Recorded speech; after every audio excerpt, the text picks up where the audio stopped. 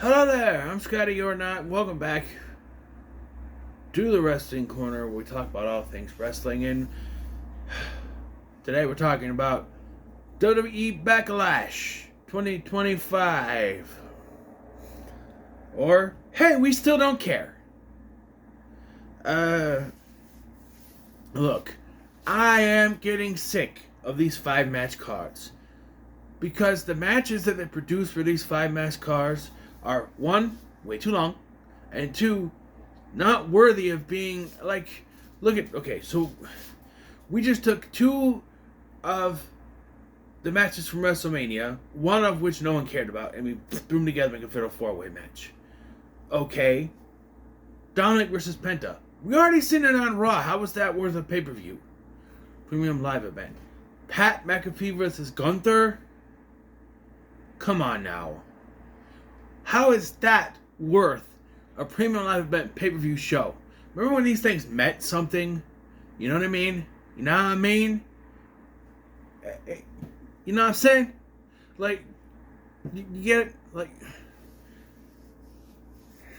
I get it. There were some pay-per-views that have bullshit matches thrown in. Remember when, like, Shelton Benjamin faced Viscera out of nowhere? Because Viscera was eyeing Shelton Benjamin's mama, and it was just thrown on the show, whatever that was. Was that Bad Blood? Was it Unforgiven, I think? I don't know. But, I don't know. I just don't think we needed to waste time on this premium live event show with Pat McAfee and Gunther. That could have been thrown away on Raw. It wasn't needed to be here. And when 4 out of 5 of your matches ended screwy finishes. Yes, I'm counting the Lara Valkyria matches as screwy finish because it wasn't a clean finish. That was not clean. To me, that's not the definition of a clean finish to me. We'll get to it. But, come on. What? I thought things would get better once Vince McMahon's left, but everything is still screwy.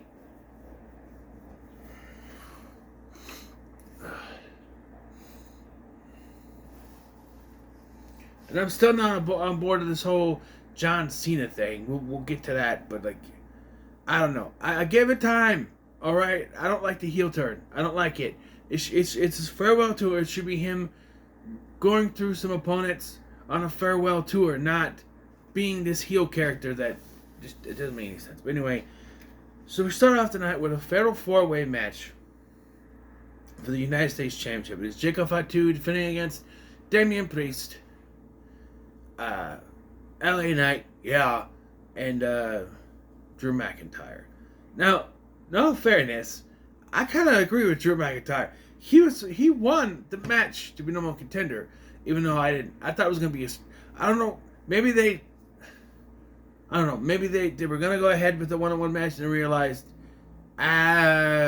we kind of need, these are kind of all thing all together, so they made a fatal 4-way. I don't know, but I kind of thought that was going to be boring, to be honest, anyway. But here we have this, and immediately I rolled my eyes because it's like, oh, the LA Knight's fighting with Jacob Fatu, and Drew McIntyre is fighting with Damian Priest. Okay, well, that makes sense because they're the feud. They were the WrestleMania feuds. Those were the WrestleMania feuds. Let's move on. After WrestleMania is supposed to be a reset, and we're still kind of treading the same water here. I'm just saying, this was fine. It was fine until it wasn't. Because not only did they ruin the finish of this match, they ruined a superstar's potential. So as the match was getting going, first of all, Damian Priest took out Drew McIntyre with a chokeslam. I don't care what kind of stupid ass name you put on it. Zoot is out to heaven. No, it's a goddamn chokeslam. It was a chokeslam for 20 to 30 years before you started giving it that stupid name. You can't just change it. It's a chokeslam. Oh, but he sits down with it. Who the fuck cares? It's still a chokeslam. Undertaker sat down with it. It's still a chokeslam. And what pisses me off is to go, that is out to heaven, but when the Undertaker shows up to use a chokeslam, it's a chokeslam. What's the fucking difference? There is none. They're both taken out, so we're down to the final two. And just when you think LA Knight, is going to get it, they ruined Jeff Cobb. And I know people are like, who? Who? And to those I say, watch something other than WWE and you'll know who. He was in New Japan, Ring of Honor, Lucha Underground as a different character. He was, he had a brief little stint in AEW, and he's on that was it Wrestling Rewind, whatever video game ever it's called? Retro Wrestling, whatever it is. That he's in that video game. And they ruined him. Because, like, you see Solo show up, and then Jeff Cobb shows up and attacks LA Knight. And, of course, Jacob Fatu has no idea what's going on. And Fatu wins the match, but he's still confusing. He doesn't celebrate with them. And I just... So I wasn't able to watch this one live. So I was at my mom's with my son. And I was scrolling through Instagram, and I see that. And I had to be quiet, because I couldn't just do... In my head, I'm going, no! No! No, there's a million other ways you could have booked him to show up, and you had to do the worst one. I guess somebody just goes, hey, you're from the Pacific Islands? Bloodline for you. Even though he's not even connected to anyone in the bloodline, he's Pacific Island. He's from the Pacific Islands. He's got that blood. He's not even Samoan. He's Ghanaian. But yeah, hey, he's from the Pacific Islands. Throw him in there. Makes no sense. If they didn't have anything for him to do, then don't waste him. And that's what you did. You wasted him. Big powerhouse like Jeff Cobb does not need to be playing second fiddle to Solo fucking Sikoa. Okay?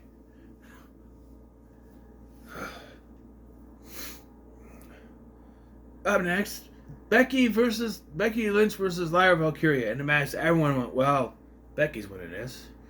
Because higher ups in WWE seem to favor their veterans more than the new stars, it seems. Although, it was shocking that Tiffy won at WrestleMania. And I was shocking here. Although, again, I'm calling it a screwy finish, because... First of all, what the hell was with the spot? I roll my eyes, because it's like, they're going at it, and Becky, she takes off the top turnbuckle, and then the referee, Jessica Carr, realizes, or Discount Ronda, as I call her, realizes it's done. She tries to do it, just as Lyra hits her finish and goes for the pin. And they're, oh no, I'm like, oh yeah, here we go, because Becky's going to win. Not surprised she did not. But Lyra wins with a roll-up. To me, that's still not a clean finish. A clean finish is you hit your finish, and you get the pinfall 1, 2, 3, or you make them submit or tap or pass out. Those are clean finishes. Trading roll-ups and you just winning quickly with a roll-up, that's a cop-out. That's Becky is too good for her to get pinned clean. So we need to have Lyra win from a screwy roll-up. And then get her ass kicked by Becky afterwards. Because, she's going to win, but... we don't need to make her look good or anything. What was the point of having her win if you're just going to stomp her into the mud afterwards? It's like, hey, you win, but we're going to stomp you into the mud and we're going to tarnish your name. To me, this was so close to a burial. It's like, hey, you won, but it doesn't matter. Becky's still better. But you won, but it doesn't matter. It doesn't matter. I'm not a big fan of Lyra's per se, but this was bullshit.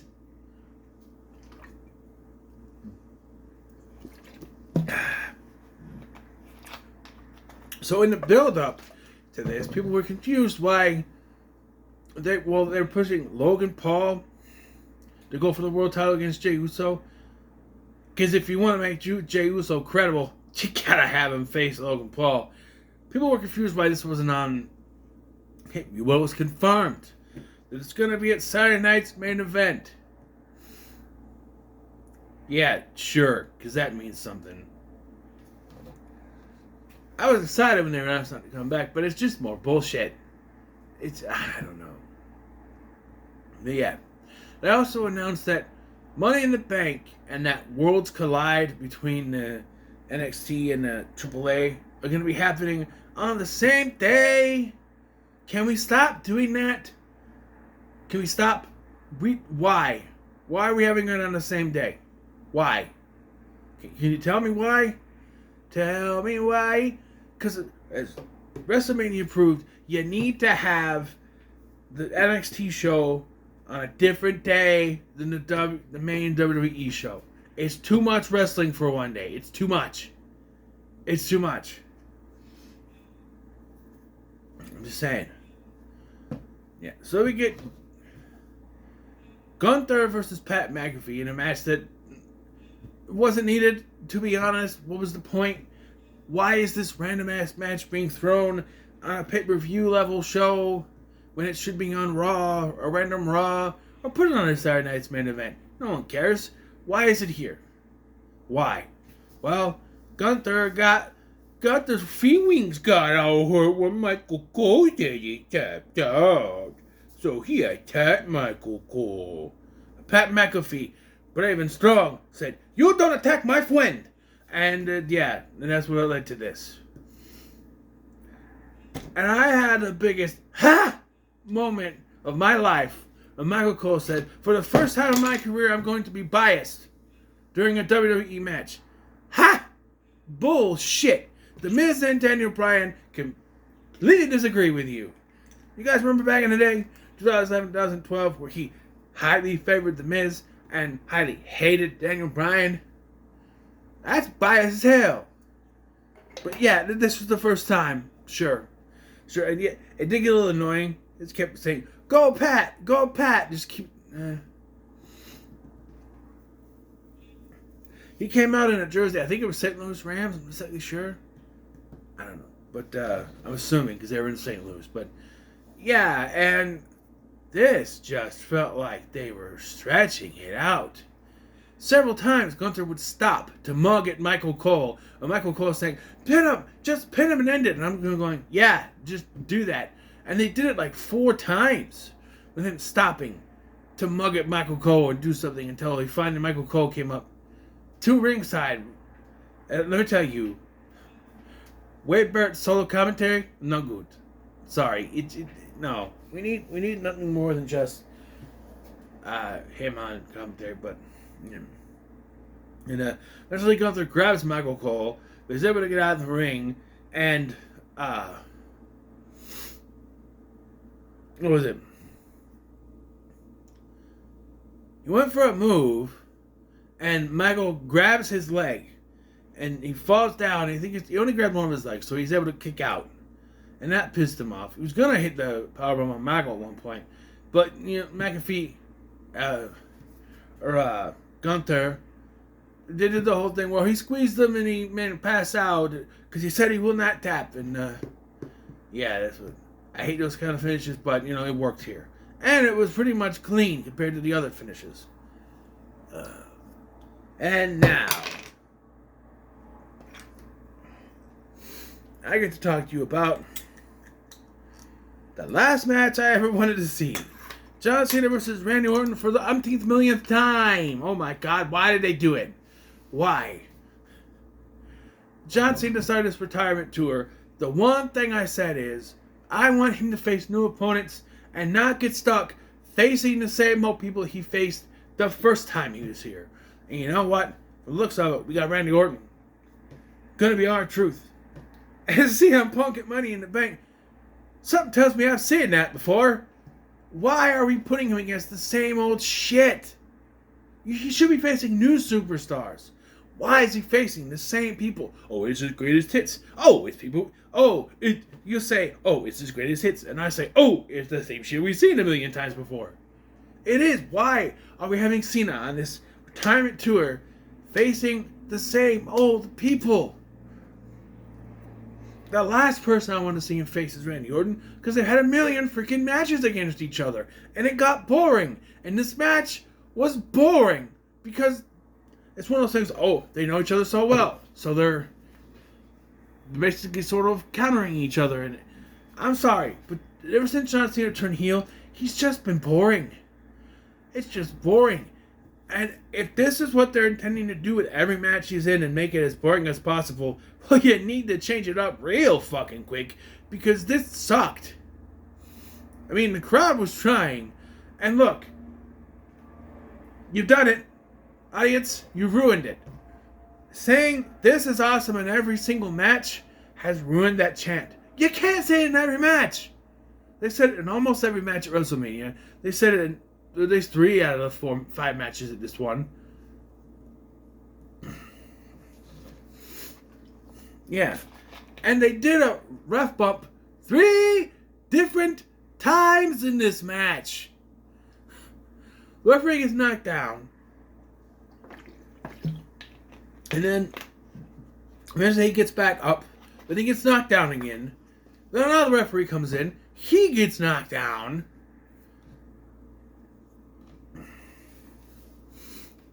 And then here comes Nick Aldis checking on the referee with a bunch of officials. And Randy Orton RKO's all of them. And it's just about to hit the punt on John Cena before R-Truth shows up. Because R-Truth's been still cheering John Cena even though he shouldn't.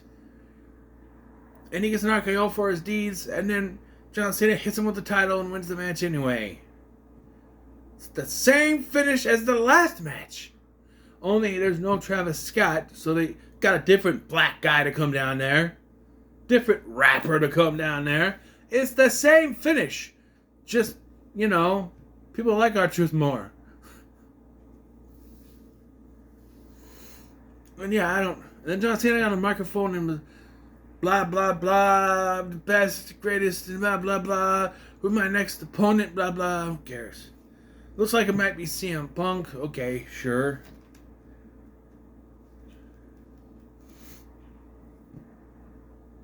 I don't know. I'm not liking this Cena heel turn. I don't think they should have turned him heel. Apparently, he was obviously always intended to be heel, but he wasn't supposed to turn till at WrestleMania. I think they should have not turned him at all, and he shouldn't have won the title. He should be on this farewell tour without the championship. He should be doing it as a babyface and going from show to show to face dream opponents. That's what it should be. At each event, I'm going to face a dream opponent on the John Cena retirement tour. Whether I win or I lose, it doesn't matter. But no, they ruined it. I don't know anymore. I wasn't really enthused about this show going in. I was like, it's a whatever. Because if they don't care, why should I? Right? You have all these championships, right? And you do your pay-per-views with 5 matches, of which only, 4 of them were for titles, I guess. But we didn't need McAfee versus Gunther. You could have tag titles in there, whatever it may be. But yeah, I don't know. I didn't care for it. They're not impressing me with anything. They need to change something up with John Cena's character real quick, or I don't know. I don't think I'm the only one either. And they ruined Jeff Cobb. Sorry, he could have been big, but they just went, throw him in the bloodline. It's kind of the worst thing you could have done, to be honest. Unless they turn it around somehow, which I doubt. So, what are your thoughts on Backlash 2025? In the comments below, make sure to like, share, and subscribe. Thank you for watching. I'm Sky, and I'll see you in the next one.